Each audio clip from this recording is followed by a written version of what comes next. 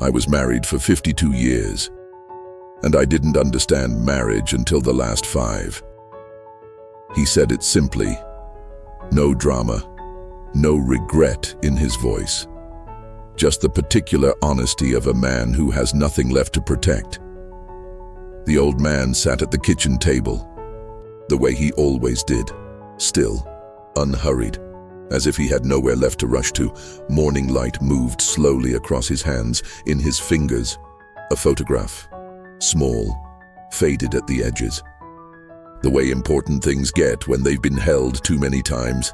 2 people in the picture, young, smiling, neither of them knowing yet what love would ask of them.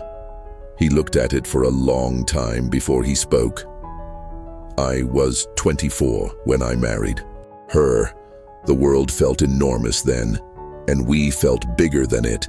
I remember our first apartment, 3rd floor, no elevator, walls so thin we could hear the neighbors argue. We didn't care. We ate bread and eggs most nights. Sometimes soup if we had enough left at the end of the week. She would sit across the table and look at me like I had given her something rare. And she had this laugh, not loud, not performed, just this quiet sound she made when something genuinely surprised her into happiness.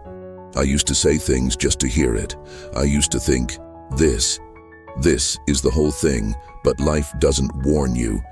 It just begins to cost more. The bills grew. The hours grew with them. I told myself I was building something. That sacrifice now meant security later. That she understood. That love understood. I didn't see what was happening.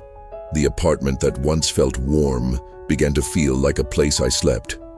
She still waited for me in the evenings, sometimes with dinner, sometimes just sitting near the window watching rain move down the glass, the way she always did when something was on her mind and she didn't want to say it first.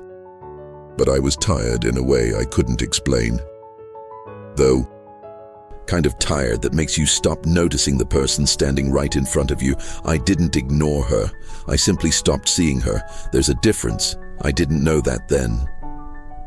One night I came home and found her at the table. No dinner, no music, just the particular silence that means something has been decided. She looked at me and asked, "Do you still see me?" Not, "Are you looking at me?"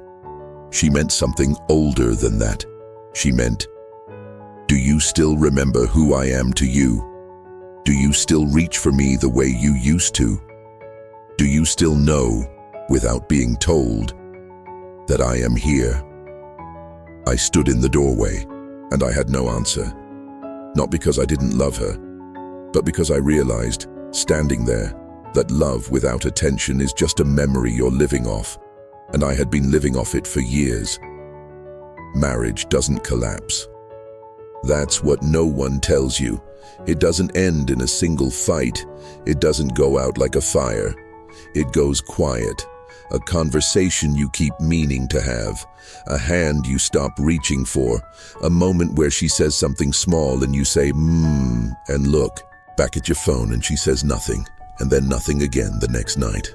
And the night after that, until nothing becomes the language between you. When I finally slowed down, when the house was paid for and the children were grown and I had all the time I had promised us, I sat across from her at this same table. And I really looked, the way I used to when we were young, and I was afraid she might one day choose someone else. I saw the years on her face. I saw my own failures written quietly in them, and I saw still somehow the girl from that photograph, still there, still choosing me. After everything I had cost her. He set the photograph down gently, pressed it flat against the wood with one finger, like he was keeping it from leaving. If I could reach back and say one thing to that young man, he paused. I wouldn't tell him to work less. I wouldn't give him advice about money or patience or communication. I would just tell him, she is not waiting for the future you're building. She is waiting for you. Tonight, at the table, right now. Marriage is not a thing you finish. It is not a house you build and then live in. It is the daily choice to look at someone who has seen your worst and say, I still choose this. I still choose you. And if tonight there is someone sitting across from you, don't perform love for them. Don't plan to show them later. Look up, right now. Look at them the way you did when you were still afraid of losing them. Because you are still capable of losing them. That never stops being true. The old man picked up the photograph once more, held it a moment, then placed it carefully in his shirt pocket, close to where it needed to be.